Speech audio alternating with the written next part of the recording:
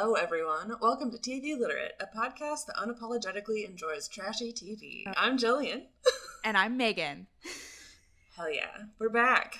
We're back again. Back at it again. We skipped last week because we were uninspired. And ill. I was not COVID ill, just chronically ill. Yeah. Always fun. Just a week. We just needed a week off to just stare into space. I don't even know. I think it was mostly sleeping.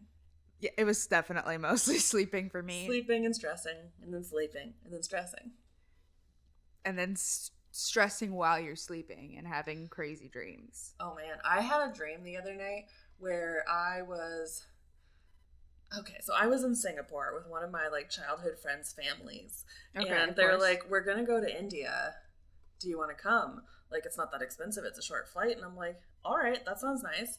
But then somehow I messed up on my flight ticket thing, and it was $13,000.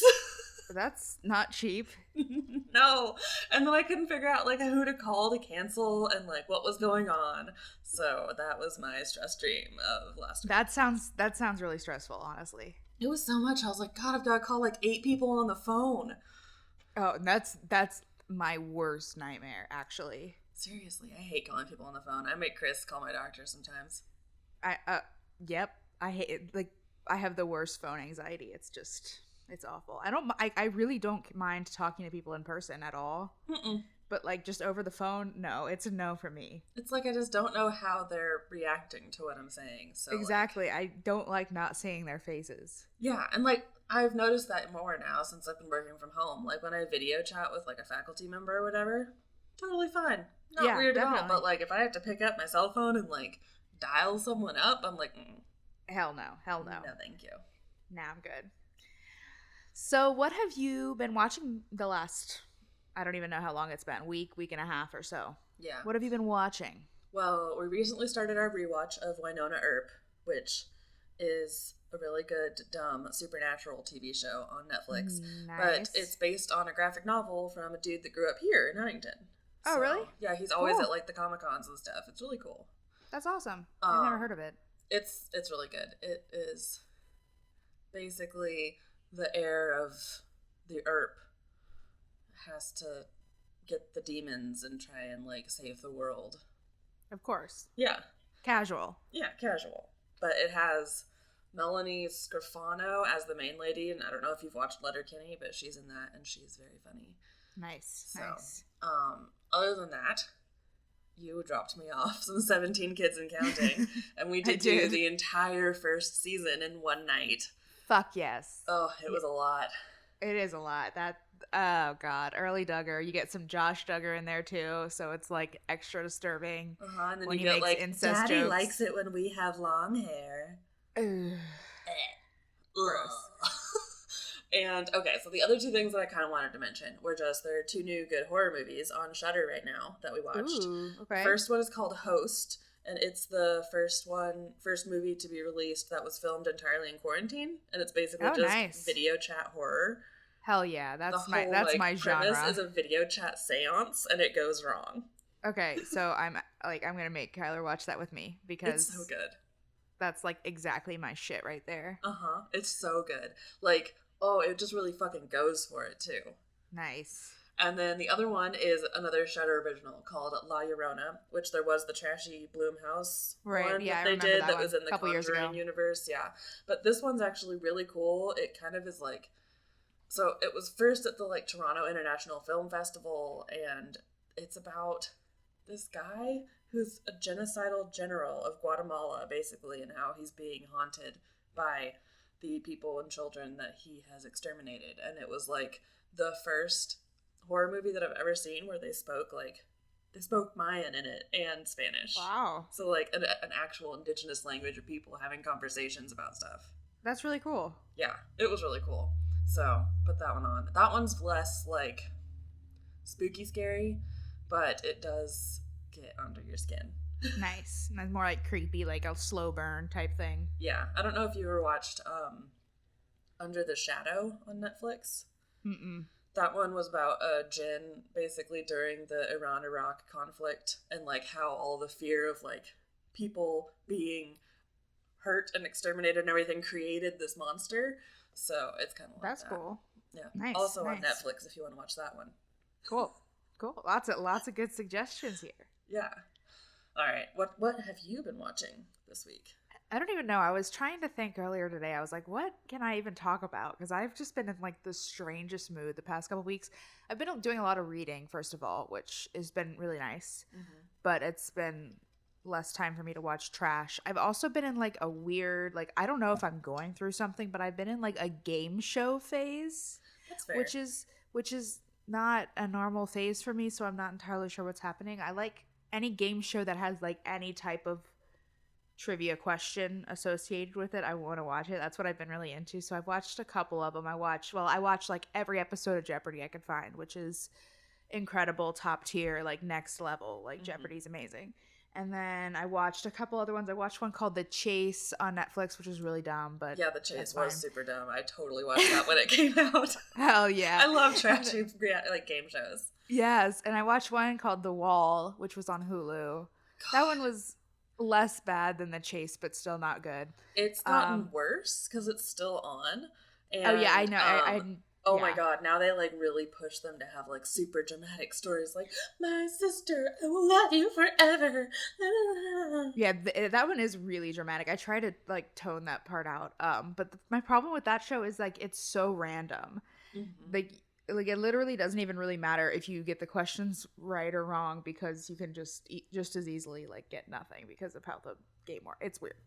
Anyway, so I've been watching those, and then the other thing that I've been watching a lot of with Kyler, we've been watching a lot of Shark Tank, which has been fun because that's just like a nice thing to sit back and just like watch and make fun of people and make fun of how stupid everything is on that show. Mm-hmm. So yeah, that's really been it though. That's pretty good. It's been kind of a weird couple of TV weeks for me, but not bad, but weird. Yeah, no, I understand that. Also, it feels like there's like nothing new. Everything is old. That's how I feel. I'm just like so bored with all my like normal stuff. I don't even know. It's all that stuff that's been like languishing on my to watch list. I'm like, no, I don't want to do that. It just seems, nothing seems exciting enough. So game shows. I just keep getting freaking stressed out by people being close to each other in TV shows. I'm like, stop touching. Why aren't you wearing masks? Oh, it's so true. All right, so do we want to move on to where we are going? Let's get going. Oh man, words are really failing me today. So we did Welcome to Plathville, which dropped on Hulu, I think, in the past couple of weeks. Right. And was originally on TLC in 2019. Yeah, it was like last fall, I think. I remember I watched a few of these episodes when they originally aired, but yeah, it's 6 episodes. I don't really know if there's like any information on if there's going to be another season or not. Yeah. But yeah, so we're just going to talk about the 6 episodes. They're available now on Hulu, or it's a TLC show, so they're on the TLC app too as well. Mm-hmm. And it follows the Plath family. Tell us about the Plath family, Jillian. They are the New Age Duggars. Basically. Pretty much. They say that they're conservative Christian, but like the mom is a naturopath and they're like very woo about a lot of stuff. Right. But it's Kim and Barry who are the parents. And then they have 9 children. Ethan, who is the oldest dude, he's in the show. Hosanna is the oldest daughter, and she is not in the show. We see her like twice. Yeah, she's married off. And then they have Micah, who's 18, Mariah, who's 16, who's the bad girl. Lydia, who's 15, Isaac, who's 13, Amber, who's 9, Cassia, who's 7, and Mercy, who's 6. And that's everybody. Yes. It's a whole lot of them. And they, my first note for this entire series was that just even watching just the opening scenes, the opening shots from the first episode, they are Hitler's wet dream. Oh my god, I know. I made Chris start watching it halfway through, and I said, Chris, it's this show about the Aryan Nation basketball team. Pretty much. I don't know what it is about it, but it's so disturbing just how blonde each of the kids are. It's like there's not like a million of them, and they're all so fucking blonde, and it just kind of creeps me out. Yeah, like upsettingly blonde and pale. Like upsettingly I am a very pale person, and I grew up pretty blonde, but I feel like I was super tan with brown hair compared to these people. It's unsettling just seeing that many like pale blonde people all together. Like it's threatening in a way. The farmer's tan on Ethan. Ooh. Oh, my soul, it hurt. Let's talk about Ethan, because actually, let's start with the parents. Okay, let's start with Kim and Barry. Because I think that's probably the best place to start. So, like, Kim.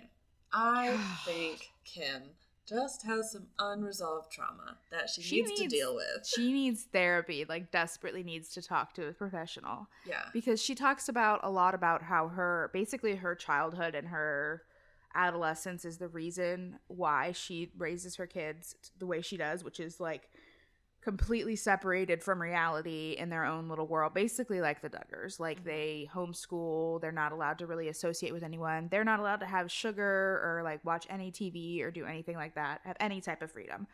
And she says it's because she had like a really traumatic childhood. She had a single mother and never had a family around her, and then when she went to college she kind of went crazy and got into trouble and got into alcohol and stuff. So it really just seems like she's trying to punish her kids for her own childhood and for her own mistakes, and like that's not cool. Yeah, she, in trying to not like continue the cycle of trauma, she 100% has traumatized the fuck out of her kids. Oh yeah, it's 100%. Yeah.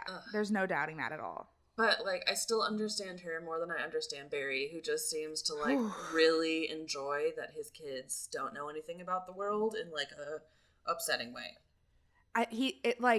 It seems to be he really likes being like his kids' only outlet to anything. Mm-hmm. He likes having that control over them, and it's really gross. And he is also just like the creepiest person in the world. Yeah. He just like oozes creepiness out of every pore of his body. If he's not a serial killer, I will be super surprised.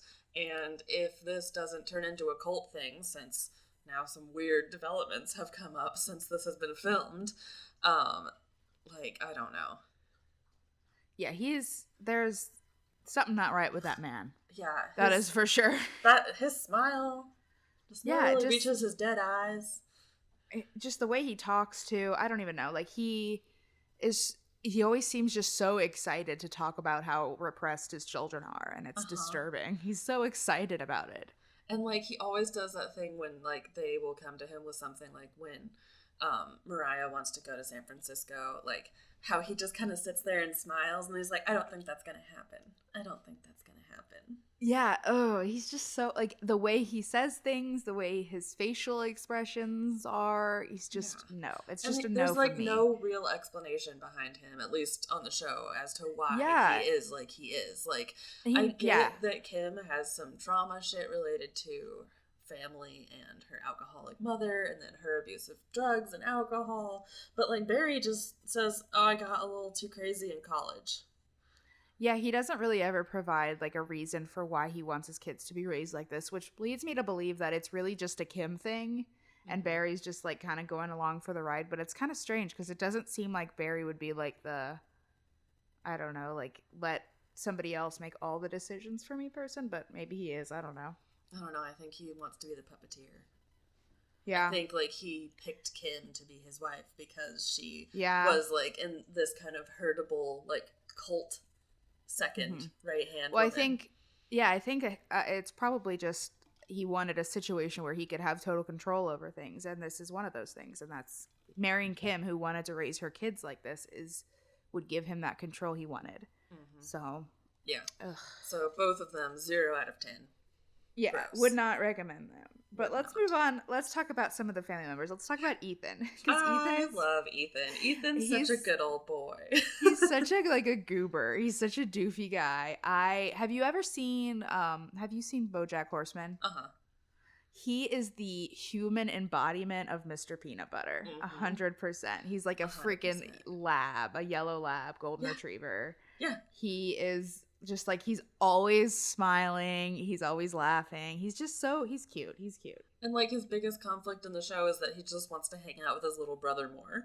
Like, I know. I feel okay. So that's the thing. So Ethan, I guess I don't know how long before the show, not very long, a couple years maybe, married Olivia, who was also raised in a very like conservative household, but she kind of talked a little bit in the show about how as she got older, her parents kind of realized that it wasn't doing their kids any good to be as restrictive, so they kind of were a little less restrictive, but still very conservative nonetheless. And I think that I read that Ethan and Olivia met at some like Christian camp. They did. They met at a super Christian camp. I think in Tennessee, because she's from Virginia originally.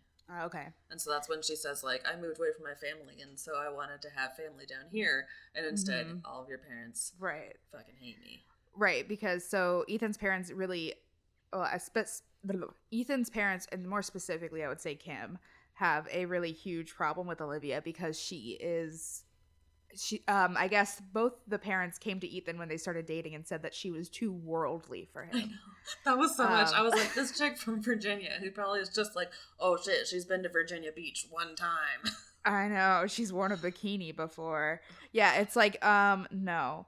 But yeah, like they're always having issues with, I guess, because Olivia's constantly getting Ethan to try things that his parents would like, and when I say try things, I mean like literally like try Coca-Cola and try a margarita. So it's like not like try heroin, okay? Yeah, no, it's not like big bad stuff. Like let's try Satanism today. No, it's like, hey, you want to sip of my red wine?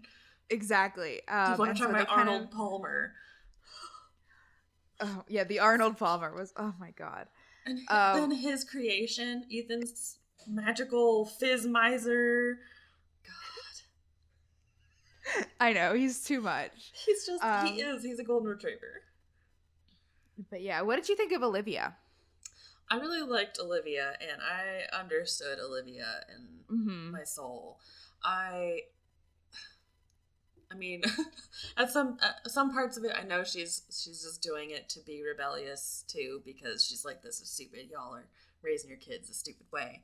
But definitely.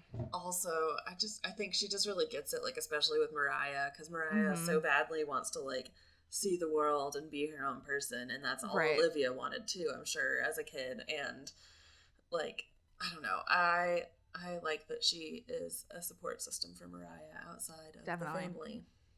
I agree. I really liked Olivia too. I like watching her relationship with both Ethan and with Mariah, because they're like, she's like the only outside point of contact that they have, and it's kind of disturbing. And but yeah, I liked her a lot. I think she's a very patient person, because I would not be able to put up with Ethan's parents if I were her. But yeah, I liked her. I liked her. Oh God. Okay, so I do have to go back to Kim for a second, because I just saw this part in my notes and I remembered it. So in the first episode, she is talking about Hosanna, who's not on the show. Hosanna. I say Hosanna, but I think they say Hosanna. Either one, yeah. Okay. She's married, and so her husband, I guess, controls her now, and so she's not on the show. Well, and so I Googled all of them, obviously, and she and her husband are a musical duo, and they make music and stuff. He plays piano, and she has, she's good at piano and singing, I think. And they were talking about at the beginning of the show, Kim was talking about Hosanna going to college and not going to college. And she's like, what does she need college for? She's learning more by doing rather than going to college and learning, head knowledge. Yeah, I saw that too. Also, she got a full scholarship, like a full music scholarship to go to school. So like, why the fuck wouldn't you do that?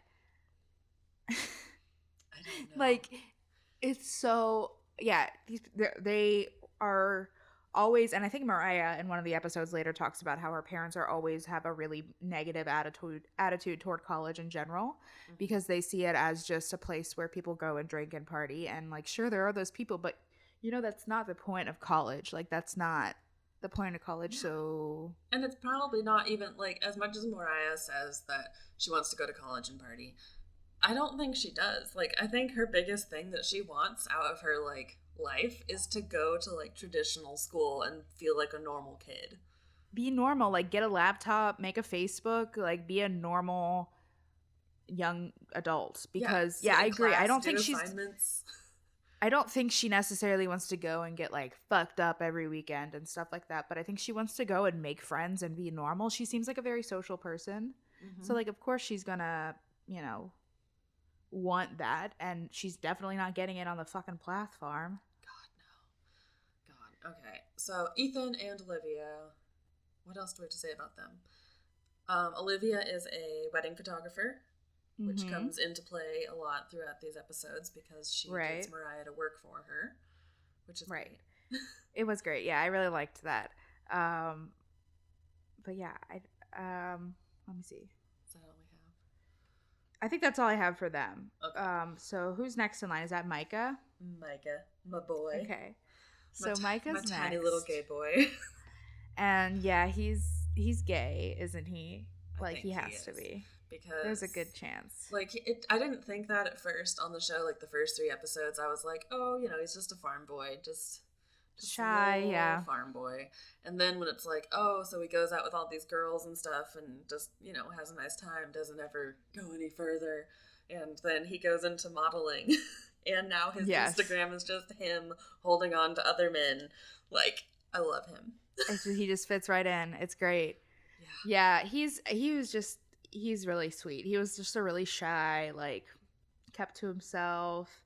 But yeah, the modeling thing was interesting because he's, you know, he's fit. He's very an attractive man, I would say, if you're into that type. I don't know. But, like, they're all like freakishly strong from working on a farm. Like, they are truly corn-fed and cornbred. Like, seriously, do you remember that scene in like the 2nd episode where Ethan hoists himself up onto the roof by his arm, and then he just loops a leg over the like eave of this barn, and then just hoops up there to throw fucking paper airplanes? Humans are not supposed to move like that. That's not. No, it's not right. They're a different breed down there. It's scary. Seriously scary. Yeah, but yeah, that's all. I mean, I feel like there's not really a lot to Micah. He's kind of a simple boy. Yeah, I think Micah is actually one of the kids that gives me the most hope, because like Ethan's just a little softy and Mariah is just a little rebellious, but Micah he's like kind of like seems right like in the middle. Genuinely good person despite the fact that his parents have like traumatized him for 18 years. Exactly. Yeah, definitely. No, he seems like one of the more like well-rounded, just like normal of the group. Yeah, and like he understands the world, and I like when Kim and Barry left for their anniversary thing, he invited everybody over immediately and was like, we're getting ice cream. Yeah, it's good. That's one thing I really like about this show, especially when you compare it to like the Duggars, is how rebellious the kids are to the parents, and how they're questioning what they're doing. They know that it's weird, and they know that it's different, and they know that it's not quite right. And that's like the Duggars are so far gone that they think that they're normal and that they're right, but like these kids actually are able to see through it, and I loved seeing that. And it's like, I don't know what Kim and Barry were thinking. Their whole problem with the world is that both of them were too like rebellious and stubborn. That sounds like a you problem. Yeah, like the apple didn't fall far from the tree. You have rebellious children because you were rebellious children. Exactly. And it's like, what's the worst thing you could do for a rebellious child is keep them as restricted as you kept them. Like, that's not give them a million rules, no radio, and only creepy small blonde children singing about the blood of Christ while washing the dishes. Oh my God. That scene, that was like the first scene in a horror movie. It was terrifying. It was horrible. It was so much. I was literally God, it's like terrifying. Truly terrifying to the core. Ugh. Yeah, but I love Micah, and he's such a doll, and him being late to his first modeling gig was just peak Micah. Yes, peak classic Micah. Classic Micah. Okay, and now Mariah is our next girl. We'll talk about Mariah, who she's one of the bigger characters on the show, I would say, because I would say one of the bigger themes of the show is really her trying to get a taste of freedom, wanting that freedom, and being very rebellious to her parents, and her parents just like not getting it at all in any way. No. So, like, it starts out where Mariah works with Olivia, and they go to San Francisco for a wedding shoot. Which was awesome. Watching them in San Francisco was like so cute. She was just like so, like, her eyes were so wide. She was so excited to be there. It was really cute. And like everything, even like the bad stuff that would have given anyone kind of a bad vibe of like, you know, coming out of the subway and being hassled by people.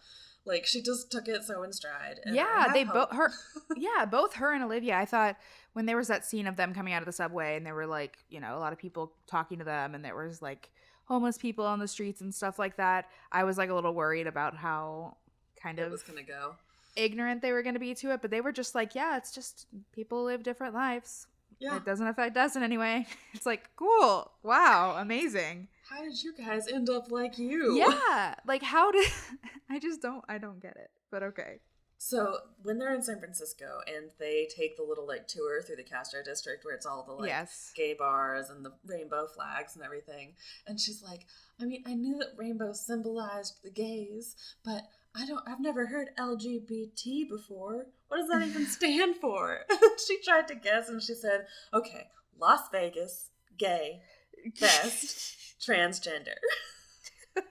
She got 2 of them right, honestly. I know, I'm surprised. I like how her parents were like, we're never mentioning lesbians. No, that's too much. The gay men, as we can talk about how horrible it is, but lesbians, that's too much, man. Yeah. I mean, don't want to give them any thoughts. Lose Mariah to the lesbians if they tell her about Hell them. Yeah. So San Francisco was good and cool, and they had a really nice time, and they did touristy stuff, and they were wonderful. But then, of course, when she came back, she got like the full Inquisition. Right. And man, they really wanted her to have a bad time. They did. They were like so disappointed that she had such a great enlightening time, and they're like, oh shit, this is probably bad. Yeah, where she's like, you know, Jesus wants us to take care of people and accept them as they are, and no one's without sin, and you're like, So Mariah somehow has learned the Bible where none of the other y'all have. I know. It's oh god. It's bad. So much. And then the next thing was Mariah talking with her mom, with Kim, about their relationship. Was the next big plot point, which was rough. It was rough. I just feel like Kim just does not get it at all. Which is and is not trying to get it at all either. Yeah. I don't think she can accept any of the responsibility for the relationships that she has with any of them, because like how hard she rails on Olivia for like making Mariah bad, and how hard she rails on Mariah for like, you're not giving me a chance, you're pushing me out, It's like, well, maybe she's pushing you out for a reason. Yeah, I felt bad for Mariah a lot, because she was talking about how she felt like just being her wasn't good enough for her parents, which is always sad. And like when she said that, her mom like did nothing to dispel that thought either. She wasn't like, oh no, don't think. No, she was just like, yeah, I mean, yeah, she's like, well, you know, you are my more difficult child or something. I was like, ugh. Yeah, ugh, it's gross. So gross. She's so gross, and she's so mean. Like, Kim is just like, oh, Kim gifting Olivia and Ethan the ship. After she says that you guys are terrible and I question your character. And here's a ship, though, for your mantle. That won't even fucking fit on anybody's mantle because it's goddamn huge. I'd be fucking pissed off if my mother-in-law got my husband this huge giant ship without consulting either of us. Like, where the hell am I supposed to put that? You buy that off the registry, or you don't buy it all. Exactly. Money. Cash. Make it rain. Okay. I don't think I have much else to say about Mariah other than she wanted to go to college, and Kim toured that college with her. College. And it was weird. But I like her still. Yeah, I just feel really bad for her, because I feel like I don't even know. I feel like she's a very, you know, extroverted, friendly an intelligent person. I feel like she could offer the world a lot, and her parents are just holding her back so much, and it's sad. And she sees that too, and that's the worst part, is she sees it and she knows it, and there's nothing she can do about it. Well, and then the other, like, really terrible part is, like, that she has so much love for her mom and dad, and she wants to have a good relationship with them, and they're just stonewalling her at every frickin' turn. Yeah, it's really sad. Also, I want to say that Mariah, and I think I told you this, she looks exactly like Ashley Simpson. She's Ashley Simpson, like the next generation of Ashley Simpson. That's Mariah. When you go on her Instagram page at some point in the future, that will be reconfirmed. Good. Because there are some outfits with, like, black tank tops with the white, like, wife beaters underneath it, and, like, hell yeah, the scene hair that I'm like, fuck yes. Fuck yes. Simpson. Go off. Yeah. And it's like, she doesn't even want to do crazy shit. She just wants to be a teen. Yeah, she just wants to be normal, and sad. I know. I'm glad that, especially, like, by the end of this show, she was moving to Minnesota with her grandparents, which, power move. Holy shit. Just to be like, I'm gonna go live with your parents. Bye. Yeah. Oh my god. Yeah, that would be crazy. But good for her, because she needs to get out of that house. They all do, but her especially. Well, so the updates since then, because I've gotten real deep in the Plath story now that we've covered the first 4 children, is that Kim and Barry kicked both Micah and Mariah out of the house, and they sold the farm and moved to Cairo, Georgia, in a regular house, and now they won't let them, like, see anybody. Fuck yes. I'm wondering if they, like, really regret doing this show. I'm wondering if this show, like, fucked everything up even more for them. I hope so. Which is good. Yeah, like, I support that 100%. But I'm kind of afraid the kids that they're just going to turn the little kids into, like, full Duggars. I know. That's the sad part, is that they're still, like, the littlest kids, they weren't really on the show that much because they're just little kids. So, but they're still, you know, hanging out. Still stuck there. Unless they get hit by Kim's car. Oh my god. We haven't talked about that yet. We haven't. I found the news article about Kim where she said different stuff in the show than was in the news article. What did the news article say? So the news article was saying that Joshua was only 15 months old. He wasn't 17 months old. And, like, she said that she had looked in front of the car, but apparently she told the cops that she just thought she had counted all of the kids inside. Lost track. Sorry, I got too many of them. Yeah, ran over my 15-month-old. Oh my god. Yeah, that was awful. Ran over him and killed him. And what I want to know, and I wrote this down in the notes for that, is I want to know, what was Kim like before this accident? And I mean, I know that it can't have been, like, she's always raised her kids with this really strict, restrictive, whatever, rein on them. But I wonder if this accident made it worse, or if it just made her less happy. I don't even know. I just wonder how it affected her, and how it affected how the kids have been raised since Joshua died. Mm-hmm. I was super curious about that too, because, like, in my mind, it's like, even if it should have been an eye-opening moment of, even if you try and control everything in your life, bad things will still happen, and you can't control them, and it's not necessarily your fault, but it's bad shit's gonna happen. Yeah, it is. No matter what happens. Yeah, exactly. I mean, yeah, I mean, that was horrible to watch. I can't imagine going through that, but I still hate Kim, so. Yeah, like, maybe if you didn't have 10 children, you wouldn't have to count them. You could, I was going to say, yeah, you could keep track of them easier and not run over them, but. Yeah, you can't even fit 10 kids in a car. No, yeah. God. No thanks. I know, since I was just watching season 1 of The Duggars, when they're trying to get around New York City, when they lost the kid in the airport, God, it was so much. A classic. I can't even imagine going to New York and trying to keep track of, like, 3 people who are 13, much less, like, 14 under 14. Yeah, no thanks. I'm good. That's too stressful for me. Like, traveling just with myself stresses me out enough. I don't need all that stress, so we're good. Yeah. So I think kind of the only other person I want to talk about would be Lydia. Yes, definitely. I want to talk about Lydia because she is, I would guess, like the stereotypical good girl She does pretty much all the chores. She seems to be like basically like the Plath version of Jana. Like she's the mom. She helps mother the other kids. She does all the chores. She's the only one of the kids that has access to the computer passwords. Like Mariah, who is older than Lydia, had to ask Lydia to get on the computer to look up something for college, like to look up a college thing. Like, what the fuck? Like Micah, who is 18, does not have the internet. Yeah. It's crazy. But I feel really bad for Lydia because there were a couple of scenes, especially when they were talking about the rift between Ethan and Olivia and Kim and Barry, where Lydia felt like she was in between because she could see both sides of the story, and it really upset her. Like, she had like a full-blown, like, pretty much panic attack, it seemed like. Yeah, threw herself over a cow fence and started talking to God. Like, kind of lost it for a minute there.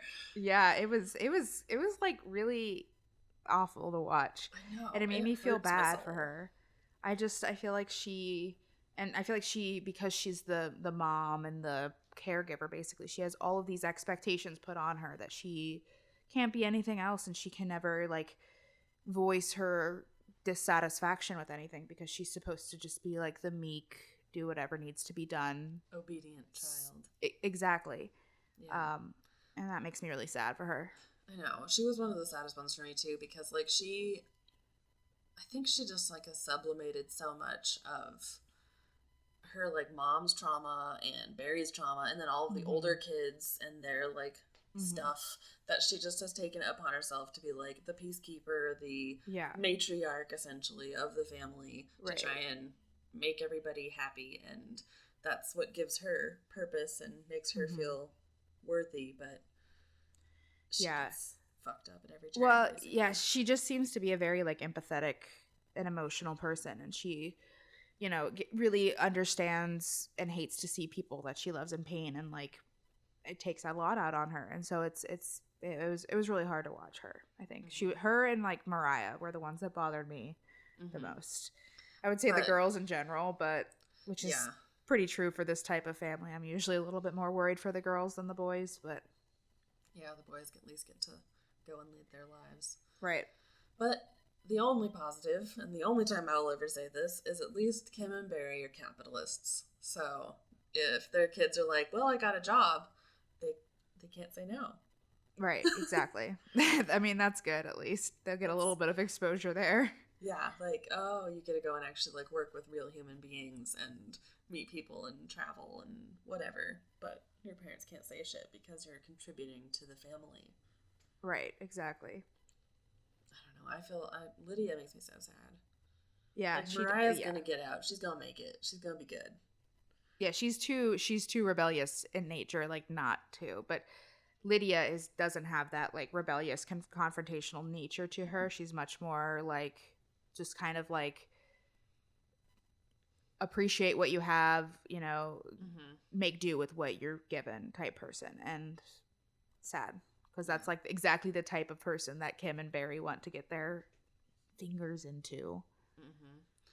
And I think Lydia probably would have been like 7 or 8 when Joshua got run over too. Yeah, which I feel like is probably a pretty big factor in the divide too from the older kids who were like, "Mom, you ran over our brother." Yeah, and then the younger kids, they're just like, "Oh shit, Joshua's dead." Yeah, exactly. Man, yeah, I can't imagine being one of the siblings in that situation. That's fucked up. That's fucked up, man.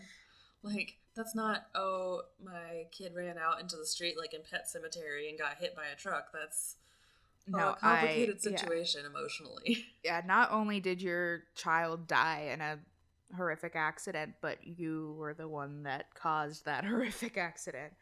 So not only are you grieving, but you're also, you know, feeling so guilty about it. But yeah, I mean, yeah, that was like, I feel like when they talked about that episode, they talked about it in, I think, the 3rd episode when they were on their anniversary trip and they were talking about like all the stuff they've been through. And it just like kind of came out of nowhere. It was just, it came out after they did that gross ass make out on the gazebo. Yeah, it was like all of a sudden she's like, by the way, I killed my son. It sucked. right? It's like, I think maybe try and think of happier things on your anniversary. Maybe, yeah, that sounds better. Yeah. God. I wrote, ew, them making out in the gazebo. And then I said, holy shit, she ran him over. Like, it was That's literally exactly like one after another. Exactly, yes. I don't really know what else to talk about other than that they're all crazy. There were a lot. It was interesting to see, and we talked about this earlier, about how the Plaths, it's kind of like the new Duggars type thing. It was interesting to see just like all of the weird little similarities between the Plaths and the Duggars. Like they're both musical families, which I feel like all of these really Christian families are really musical. And of course, by musical we mean like Southern gospel music, not like like youth pastor good. With an acoustic guitar. Exactly. Hey everybody, if you're new here, blah, blah, blah. We're glad you're here. We're helping in the name of Lord Jesus Christ, our Savior. Now let's rock. That's exactly what it's like. Perfect. Spot on youth pastor impersonation. Another thing that was interesting was that they talked about, which I guess this is probably more because of a big family thing rather than a Christian thing, but they went to a consignment shop and was talking about how they only shop consignment, and that is of course the Duggars. The Duggar motto is buy used, save the difference. Everyone knows that. Common knowledge. So yeah, it was interesting. I kept watching this and I was like, oh my god, the Duggars, but like the blonde Duggars. Yeah, but I mean, like, they are doing essentially the same thing. I wonder if, like, the conservative Christian handbook has, like, buy some commercial real estate and some cheap properties that you can flip and rent out. And yeah, there's like a handbook. You don't have to work. You can just have a fuck ton of kids. And eventually TLC will contact you and you will get a television show, and then people will make fun of it on their podcasts. Yeah, they will. They will, and they will love every second of it. Okay, so the thing is, I always do this where I'm like, okay, so the thing I think that bothered me the most, but it's 100 times, is that Barry gets to go to the city every single day for work. Yeah. He works in like, okay, that's the irony, and Kyler watched some of this with me too. We were talking about this. He works in like IT, does he not? Yeah, I think he works in like engineering. Yeah, like, and it's just so weird to me that you would like work in that field and then be so like shelter your entire family completely from it. It just seems so like disjointed to me. It makes no sense. That's one of the main things that made me think of him as so creepy, like him leaving the house and like living a real human life in Tallahassee. Yeah, it's like he just wants to control his kids and have them worship him as their like mini cult leader. Yeah, it's really disturbing. I would love to know what Barry's coworkers think of him. I would love to know that. If you are one of Barry's coworkers, email us. Let us know. Give us the dirty. I want to know everything about him. Let us know how the bosses in the office took to this special. Exactly. Yeah. Oh my god. I'd be horrified. Yeah. Yeah. They have to know because, like, I'm sure that they posted about it on stuff that normal people would read. Yeah, and Barry's the type that he's just like spouting off bullshit. In the break room. So much bullshit. Yeah. God, I wonder how much they made for this. I'm always curious. Yeah, I don't know. But like I said, I wonder, it seems that everything has kind of fallen apart in terms of their family since this. And I might have happened regardless of the show, but I wonder if they're kind of regretting doing it. And I think I mentioned this on I might have mentioned it on the Duggar show. I always find it so interesting that these families that are sheltering their kids so much are then putting their whole family on television for everyone else to watch. Like, that seems like the opposite of what you would want to do. Doesn't make any sense, and it's extremely hypocritical. Mm-hmm. And it's like, that they are, like, especially in the case of the Duggars, like, the parents didn't let the kids know that they were being paid for it or anything. They just said it was for proselytizing, basically. Yeah, it's their ministry to do it. Yeah, like, these kids are not as dumb as the Duggars. No, they're not as dumb. They're not as sheltered. I mean, and now, especially now that like Olivia is part of the situation and Mariah's kind of out, there's only a matter of time before the other siblings get to that point too. Like Kim and Barry can only shelter them so much. Yeah. They still have relationships with the other siblings that they're not going to just be like, okay, I'll never talk to Mariah again. That's fine. No. I have no idea why or what they are doing, but since they moved into Cairo, not Cairo, Cairo, like they moved into town, like, did they put the other kids in public school? Like, what did they do? I doubt it. I bet they're still homeschooling. I wouldn't, but who knows? Yeah. I don't know. Also, I saw that their farm sold for like $175,000. So damn. Fuck. Really well, I know BFE Georgia. Yeah. Well, Georgia in general is just like there's real estate is not worth a lot there. I feel like, but that's pretty bad because that was a pretty big. I feel like it was a pretty big property. It looked like 55 acres. Oh fuck! Damn. I don't know if they sold all the land with it. Like, that's true. The thing that I but saw even just was the just house, like 175. Yeah. That's like my house is worth more than that. Yeah. I think mine's worth about that, but mine's also bigger. And not in Georgia. Not in Georgia. That's a lot better. Definitely. Really, maybe in West Virginia, but we're not in Georgia. That's all that really matters, honestly. It's the little things that get us through the day. Exactly. Whatever gets you through. Right? Ugh. God. I don't know. I liked this show, but I hated it. I liked it because all the kids actually were... I have hope that they're going to get out. Yes. Yeah, it was a little... it was refreshing to see that, especially when I'm so used to watching families where everybody is 100% into the cult and not questioning anything. So it was nice to see the kids pushing back. And like you said, it's giving them a taste of their own rebellious medicine. So shut the fuck up and take it. Yeah. I don't know. And yeah, because watching the Duggars like more than a few episodes at once, when I do that, I get like legit nauseous because I'm like, ooh, there's some weird incesty stuff and some weird like and like power dynamics and that shit's happening like right now, like it's still happening today. So it's really disturbing. I agree. Yeah, and they knew and just let it fucking happen. And this one, as much as I think that Barry does have bodies in the 55 acres, I don't think he has done anything untoward to his children. I hope not. You know, but yeah, I mean, it's definitely, yeah, you never know. Men are trash. All men are trash. Mm-hmm. I have no... Ethan. Yeah, Ethan's not trash. He's too sweet and innocent to be trash. Yeah, he's just a golden retriever out there. He's Mr. Peanut Butter. Yeah, he's the only dumb one, and he's the one who got out first. I know. Oh, at least he has Olivia, and Olivia at least she's smart. I know, she was like, I need to fix you. Let's just... I know. Kyler was watching this, and she was like, it's like she's his mom, and like introducing her child to new food. It's so funny. I loved the videos of... They showed a video of Ethan trying Coca-Cola for the first time, and a margarita for the first time, and both of his reactions to the video were exactly the same, and it was just this huge smile and him saying, it tastes really good. It was so good. And then when he tried port in like the first or second episode, like port is a strong taste. It is wine made in brandy barrels, basically, so it is a lot. And he was just like... and just had like this face of just like pure shock and awe. And then he was like, I don't know if I'm gonna drink any more of this, but it's interesting. His facial expressions were everything. Yeah, God, he's so funny. So cute. Yeah. Yes. Little soft boy. Protect him. Olivia, protect him at all costs, but not like too much. Protect all of them. Just protect all of them from their parents. Protect them from their parents. Yeah. Expose them to the real world and protect them to from their parents, please. Yeah. Yeah, and maybe like make sure that they're not sending out their social security number on their email address or something.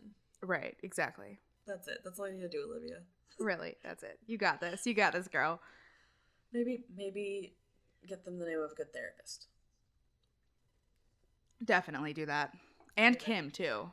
Kim needs the therapist the most. So much therapy. I think I wrote that like 3 times throughout my notes. I was like, Kim is...